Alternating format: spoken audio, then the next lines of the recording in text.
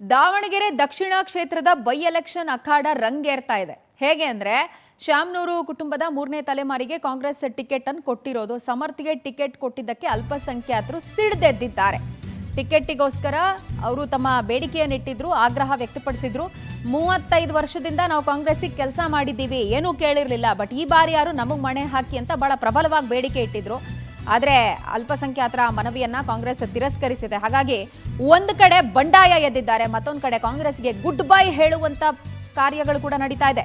ಕಾಂಗ್ರೆಸ್ ತೊರೆದು ಬಿಜೆಪಿ ಸೇರ್ಪಡೆಯಾಗಿದ್ದಾರೆ ಮುಸ್ಲಿಂ ಮುಖಂಡರು ಬಿಜೆಪಿ ಸೇರಿದ್ರಿಂದ ಕಾಂಗ್ರೆಸ್ಸಿಗೆ ಡ್ಯಾಮೇಜ್ ಉಂಟಾಗ್ತಾ ಇದೆ.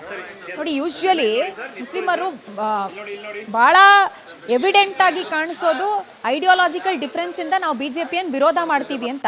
ಆದರೆ ಇಲ್ಲಿ ಐಡಿಯಾಲಜಿಕಲ್ ಡಿಫರೆನ್ಸ್ ಎಲ್ಲವೂ ಏನೂ ಇಲ್ಲ, ಬದಲಾಗಿ ನಮ್ಮ ಬೇಡಿಕೆಗೆ ಮಣೆ ಹಾಕದಂತ ಹಿನ್ನೆಲೆಯಲ್ಲಿ ನಾವು ಈ ನಿರ್ಧಾರ ತೆಗೆದುಕೊಳ್ತಿದ್ದೀವಿ ಅಂಡ್ ನೇರವಾಗಿ ಸಂದೇಶವನ್ನು ರವಾನೆ ಮಾಡಿದ್ದಾರೆ.